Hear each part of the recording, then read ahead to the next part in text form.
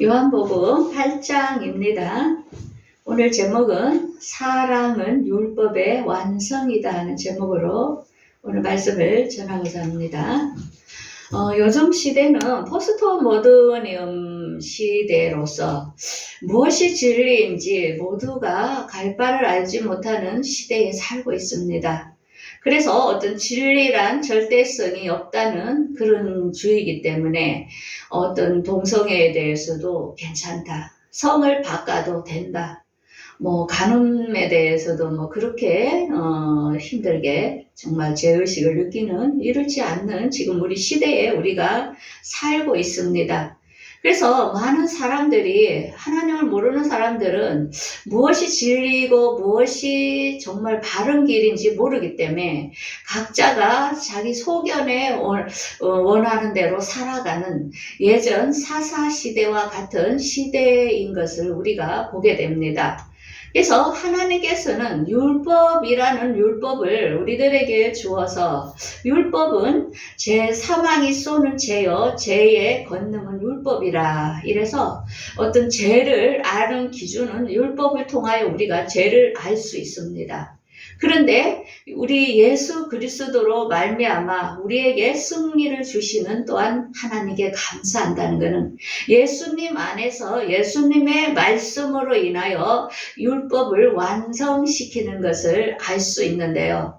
정말 우리가 이런 시대에 어떤 죄를 지면 지옥을 가는 것인지, 정말 하나님을 믿고 예수를 믿는 게 어떤 것인지 우리가 정의를 잘 모르는 이때에 우리 죄의 정의에 대하여 요한복음 16장 9절에 이렇게 말씀하십니다. 죄에 대하여라 함은 나를 믿지 않는 것이다. 그래서 우리가 지금 동성애라든지 자기 마음대로 성을 바꾼다든지 간음죄, 살인죄, 모든 이런 죄악들, 이런 것을 지음으로 과연 지옥을 갈까? 오늘 본문을 통하여 우리 예수님께서 여러분들에게 정말 해결 방안을 대하여 말씀을 하실 것입니다. 오늘 본문은 간음한 여인의 사건에 대하여 등장합니다. 이 여인과 예수님과의 사건 속에서 우리에게 이 시간 하나님은 우리에게 어떤 음성을 들려주고자 원하는지 이 말씀을 보면서 각자 느끼는 바가 있고 성령과 교통하는 시간이 될 줄 압니다. 오늘 본문의 8장 1절의 사건에 보면은 예수님께서 감람산에로 가시면서 아침에 다시 성전으로 들어가시니 백성들이 나와 앉으사 그들을 이제 가르치셨습니다. 그런데 그때에 서기관과 바리새인이 음행 중에 잡힌 여자를 끌고 와가지고 예수님께서 이 여인에 대하여 이렇게 현장에서 잡혔다고 이렇게 그들에게 함으로써 참소를 하는 장면을 봅니다. 그러면서 5절에 보면은 모세는 율법에 이러한 여자를 돌로 치라 명하였는데 선생님은 어떻게 생각하십니까? 이제 이렇게 시험을 해보는 겁니다. 그래서 레위기 20장 10절에 보면 누구든지 남의 아내와 간음하는 자, 곧 그의 이웃의 아내와 간음하는 자는 죽일지라. 그러니까 예전에는 율법에는 분명히 간음은 굉장한 죄이기 때문에 죽이라고 이렇게 율법에 명시하고 있습니다. 그러니까 이 문제에 대하여 이 사도계인과 바리새인은 정말 이 여인을 죽이는 것이 마땅한지 예수님이 어떻게 처리를 할까 예수님을 시험하려고 하는 의도로 이 간음한 여인을 데려온 것을 알 수 있습니다. 그런데 예수님께서 그때에 몸을 굽혀서 손가락으로 땅에 이렇게 무엇인가를 쓰는 것을 알 수 있습니다. 그러면서 예수님께서 일어나면서 이렇게 말씀하시죠. 죄 없는 자가 돌로 먼저 쳐라. 이렇게 이야기합니다.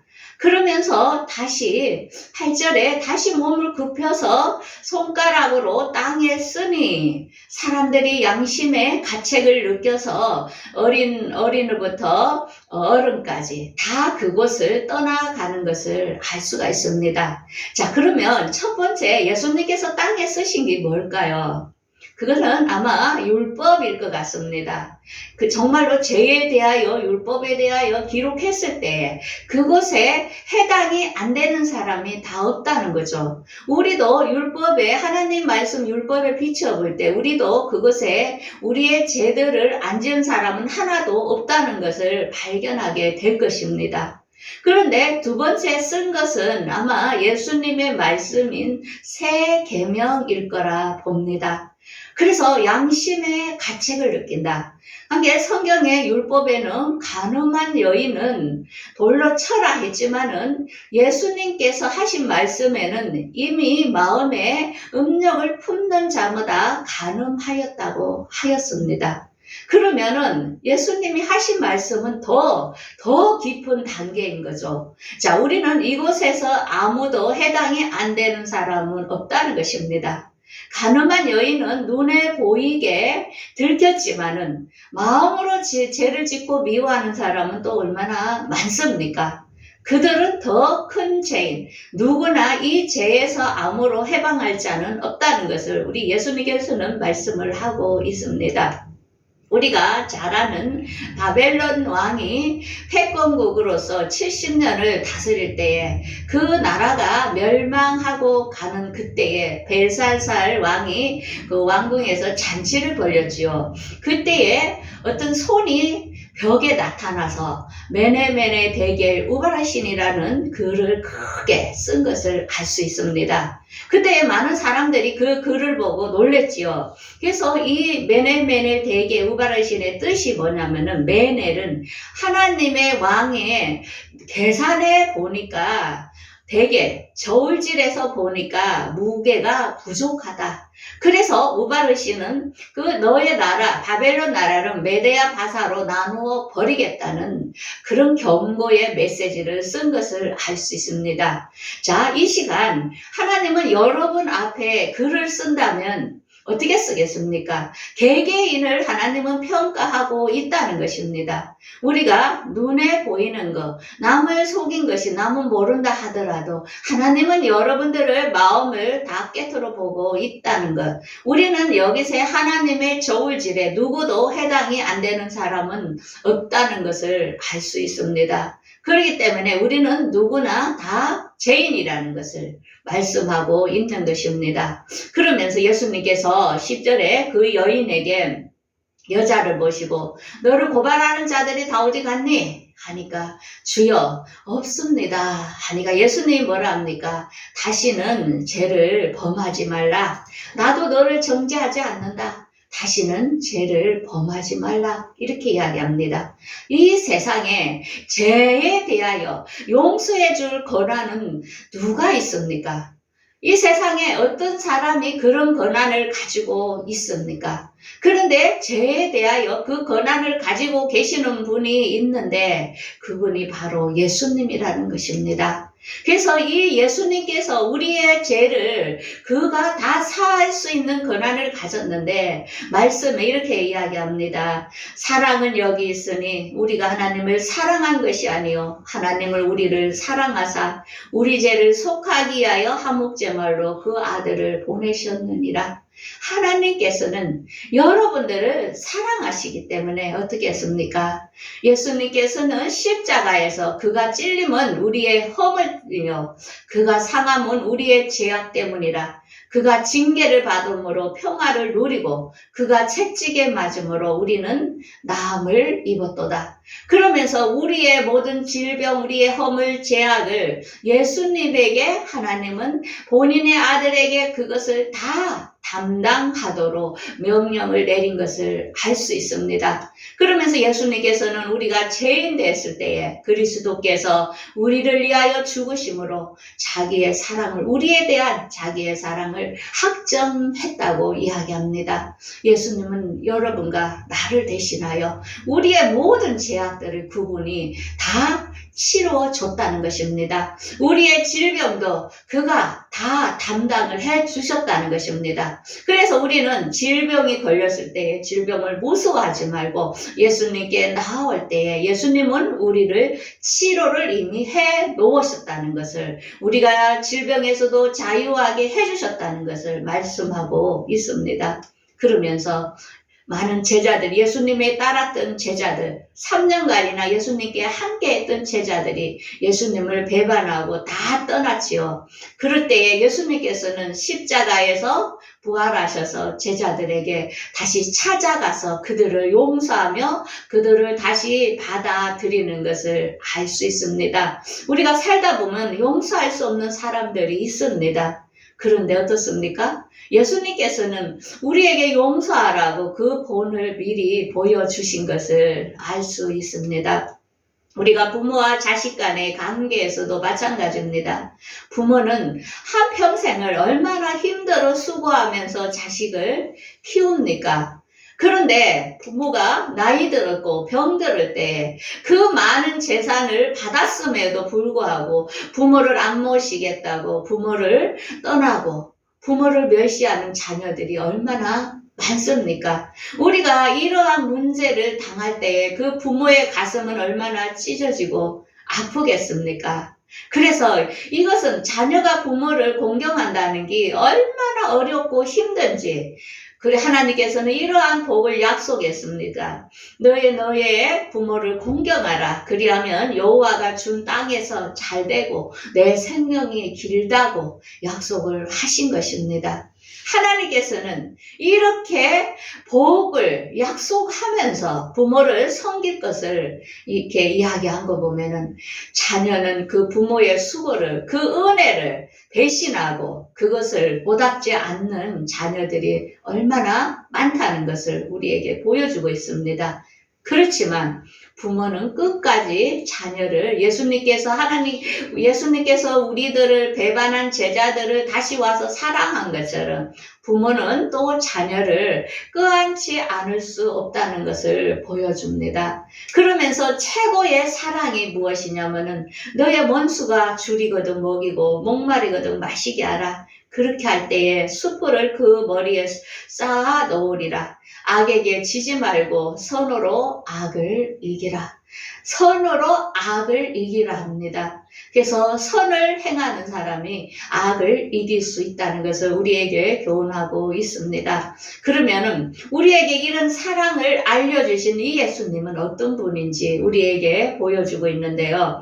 예수님께서는 이 세상의 빛이라 합니다. 예수님이 이 땅에 왔기 때문에 이곳에 빛이 임하고 빛의 자녀들이 있게 된 것입니다. 그래서 예수님께 속한 사람들은 너희 빛을 사람들에게 보이게 하여 너의 착한 행실로 하늘에 계신 아버지께 영광을 돌리게 하라는 것입니다. 예수님을 믿는 사람은 착한 행실을 할 수밖에 없다는 것입니다. 예수를 믿으면서 이 행실이 안 나온다는 것은 그거는 믿는 자가 아니라는 것을 우리가 알 수 있지요. 그러면서 예수님께서는 혼자가 아니요 예수님은 항상 하나님과 함께 계신다고 말씀했습니다. 예수를 믿는 우리도 하나님, 예수님, 성령님이 우리와 함께 하신다는 사실을 우리는 알아야 됩니다. 우리는 혼자가 아니고 우리의 생각과 모든 것을 주님은 이미 다 알고 계신다는 것, 우리 안에 와 계시기 때문에 다 알고 계신다는 것을 우리가 알아야 됩니다. 그 다음에 예수님은 이에서 왔으니 이 땅에 속한 사람이 아니랍니다. 예수를 믿는 우리들은 분명히 이렇게 빌립보서 3장 20절에 이렇게 말씀하고 있죠. 우리의 시민권은 하늘에 있는지라. 그래서 우리는 어디? 하늘나라의 시민권을 가진 자라는 것입니다. 우리는 언제든지 이 하늘나라를 들어갈 수 있는 신분이라는 것을 우리에게 알려주고 있습니다. 그러면서 오늘 본문의 24절에 너희가 나를 믿지 아니하면 죄 가운데 그대로 있지만은 예수님을 믿는 사람은 구원을 받을 것을 이야기하고 있습니다. 그래서 요한복음 5장 24절에 내 말, 예수님께서 말씀하신 성경 말씀을 듣고 믿는 자는 영생을 얻고 심판을 이루지 아니한다고, 사망에서 생명으로 옮겨놨다고 예수님만이 구원주라는 것을 우리에게 보여주고 있습니다. 그러면서 히브리서 10장 11에서 14절에 예수님께서 제사장마다 매일 서서 제사를 드리지만 그렇지만 언제나 이 죄는 없어지지 않아요. 제사를 계속 해도 죄는 없어지지 않고 우리가 매일매일 회개하도 우리가 죄가 없어지지 않지만은 예수님께서 우리 죄를 위하여 영원한 제사를 드리셨으므로 하나님 우편에 앉으사 원수들을 자기 발등상에 대기까지 기다리셨으니 예수님께서는 한 번에 저와 여러분들의 죄를 다 담당하심으로 우리에게 온전하게 하여 주셨다는 것입니다. 그러면은 우리는 매일매일 죄를 짓는데 그래도 우리가 천국에 갈 수 있을까요? 이렇게 질문을 할 수가 있지요. 그 대답에 대하여 다음에 말씀을 드릴게요. 그래서 우리가 지옥에 가는 것은 왜 가느냐? 마가복음 3장 29절에 누구든지 성령을 모독하는 자는 영원히 사하심을 얻지 못하고 영원한 죄가 되느니라. 한마디로 우리가 이 세상에 우리의 육적으로 짓는 죄 때문에 못 가는 게 아니고 하나님의 말씀을 거역함으로 하나님의 말씀을 믿지 아니함으로 지옥에 간다는 것입니다. 그들은 영원히 구원받을 수 없다는 것입니다. 그래서 오늘 죄에 대하여 정의가 어떻게 되냐? 죄는 나를 믿지 아니함이요. 이 세상이 아무리 우리가 도덕적으로 윤리적으로 깨끗하게 살고 거룩한 척 한다 하더라도 예수 그리스도를 믿지 않는 것, 예수님의 말씀을 믿지 않기 때문에 그걸 죄라고 인정한다는 것입니다. 여러분들, 이 세상에 예수 안 믿어도 착한 사람 많습니다. 그것에 기준을 두지 않는다는 것입니다. 내가 간음을 했든, 내가 살인을 했든, 내가 동성애를 했든, 예수 그리스도의 말씀을 받아들일 때 그는 용서를 다 받을 수 있다는 것입니다. 그래서 영생은 요한복음 17장 3절에 영생은 유일하신 하나님과 그가 보내신 예수 그리스도를 아는 것이라는 것입니다. 여러분들, 예수님을 얼마나 알고 있습니까? 많은 사람들이 교회는 다녀요. 그래도 교회를 왔다 갔다 하는 게 예수를 믿는 것입니까?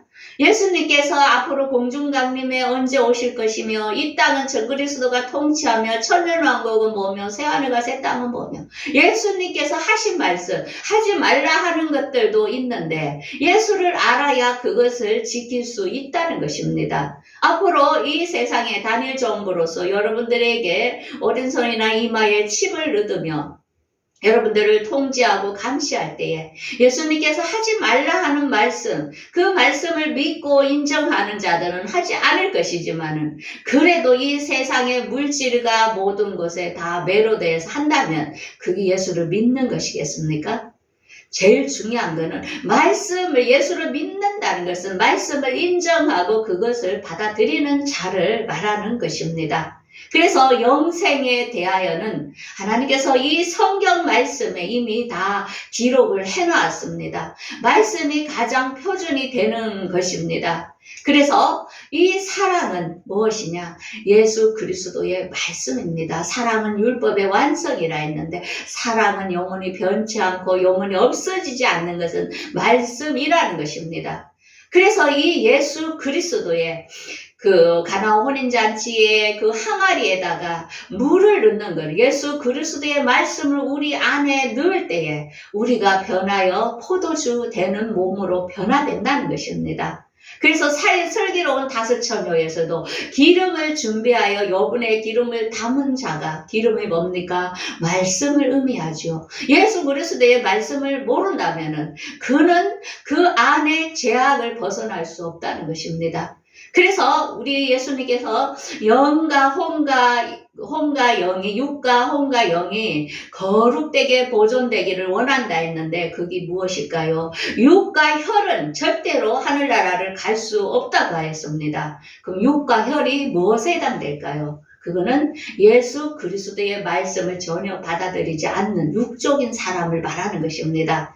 그런데 또 우리 중에서도 예수 그리스도의 말씀을 이성으로만 받아들이는 사람이 있습니다. 그 사람을 혼적인 사람이라고 하죠. 학문적으로만 이해할 뿐 영적으로 완전히 받아들여 교통하지 않는 사람이 있습니다. 그래서 영적으로 거듭난다는 것은 예수 그리스도의 말씀을 우리가 온전히 받아들여 깊은 것까지 받아들여 그 말씀을 온전히 믿고 그분을 오실 것을 기다리면서 우리 생활 속에서 그분에게 경외하며 그분을 경배하며 그렇게 살아가는 자는 영적으로 거듭난 자라는 것입니다. 그래서 이 차이에 있어서 어떤 결론이 나냐면은 영적인 사람만 공중강림에 들려 올라갑니다. 혼적인 사람은 남아서 한란길을 들어간다는 것입니다. 육적인 사람은 아예 구원을 받지 못하고 짐승에게 경배할 사람을 우리에게 말씀으로 보여주고 있습니다. 그래서 예수 그리스도의 말씀을 얼마나 받아들이고 믿느냐에 따라서 여러분들이 마지막 날에 예수님이 오실 때에 여러분들이 들림을 받느냐, 영원한 생명으로 들어가느냐가 달려 있다는 것입니다. 그래서 이러한 말씀의 정의를 보면서 사랑은 율법의 완성입니다. 예수 그리스도께서 원하는 것은 우리의 영과 혼과 육이 온전히 우리가 예수님이 오실 때에 들려받기를 원하는 것, 영원히 새하늘과 새 땅에 우리를 데려가고자 원하는 것이 그분의 사랑이라는 것입니다. 율법은 우리의 죄를 발견할 수 있는 거지만 사랑은 율법의 완성이라는 것입니다. 오늘 이 말씀을 듣는 여러분들 예수를 사랑하는 게 어디까지입니까?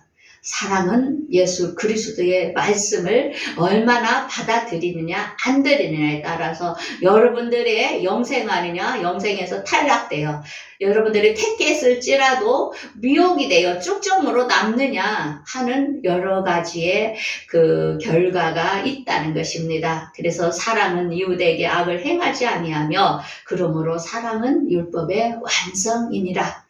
아무리 내가 살인자고 나쁜 자라도 지속적으로 예수 그리스도의 말씀을 받아들일 때에 여러분들은 사랑을 율법을 완성하는 예수님과 같은 그런 자로 변화된다는 것입니다. 그래서 오늘 본문 가늠한 여인의 사건을 일주일 동안 여러분들 묵상하면서 죄 지은 사람들을 정죄할 게 아니라 나도 똑같이 다 죄인이라는 것입니다. 길고 짧은 것은 똑같습니다. 단지 우리는 예수 그리스도께 그분이 우리의 죄를 담당한 우리는 예수 그리스도께 빚진 자라는 사실을 깨닫고 누구도 정죄하지 말고 우리가 다 품고 사랑할 수 있는 여러분들이 되기를 바라겠습니다.